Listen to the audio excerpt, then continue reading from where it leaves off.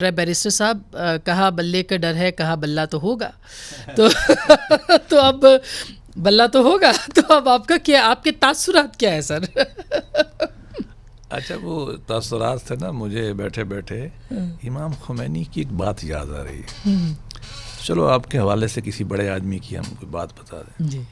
جب شاہ ایران بھاگا اور وہ بڑی طویل جد و جہد کرنے کے بعد جہاز پہ پیرس سے اتر رہے تھے، 50 لاکھ لوگ ایران پہ کھڑے تھے اور بہت بڑی 2500 سال کی شہنشاہت گر رہی تھی. تو خمینی صاحب آ رہے تھے، رستے میں ایک صحافی نے ان سے پوچھا، تو ہمیں یاد نہیں ہے کہ وہ صحافی برٹش تھا یا امریکن تھا.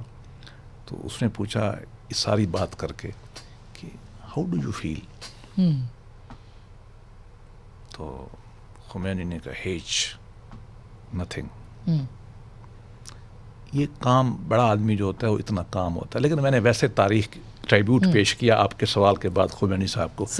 دیکھیے، یہ ان کا انٹر پارٹی جھگڑا تھا.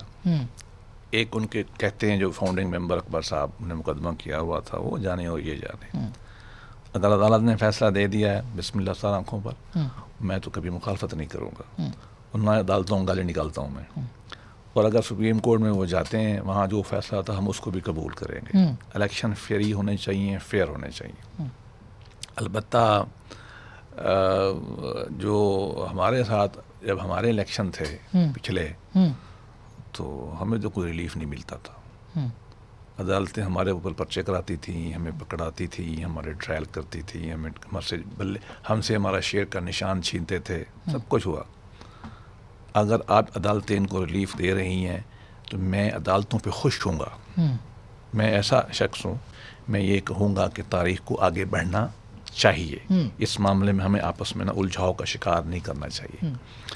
البتہ جو الیکشن لیول پلینگ فیلڈ ہے، میرا اپنا خیال یہ ہے کہ P T I by temperament election کے کبھی رزلٹ کو نہیں مانتی. اگر وہ جیت جائیں تو مانتے ہیں، ورنہ نہیں مانتے. 13 میں الیکشن ہوئے، دھرنا ہمارے اوپر رہا، گورنمنٹ ہمارے ڈیسٹیبلائز کرنے کی کوشش کرتے رہے، اور اللہ کرے. تو آپ یہ کہہ رہے ہیں کہ الیکشن جیسا بھی ہوگا پی ٹی آئی اس کے ریزلٹس نہیں مانیں گے؟ روایت یہی ہے. اللہ کرے کہ وہ ایک سیاسی طاقت بنے. وہ اچھے لوگ ہیں اس میں، سیاسی جماعت بنے. یہ میں ہوں، سب کچھ ہے، میں نہیں ہوں، یہ جو یونیپولر کانسیپٹ ہے نا، یہ ختم کریں. یہ ایسی نہیں زندگی ہوتی. بلیک اور وائٹ کے درمیان میں بہت شیڈز ہوتے ہیں. ہمیں پارٹی تسلیم کرے. ہم تو کرتے ہیں ان کو، ہم نے تو ان کو کہا تھا آؤ بیٹھو بات کرو. وہ کہتے ہیں نہیں. وہ اداروں کے ساتھ بنا کے رکھیں.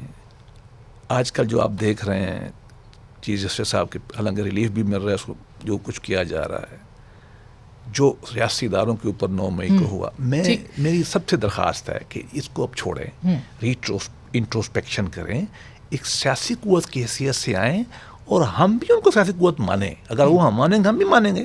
ہم ملک کو ذرا آگے لے جائیں. اب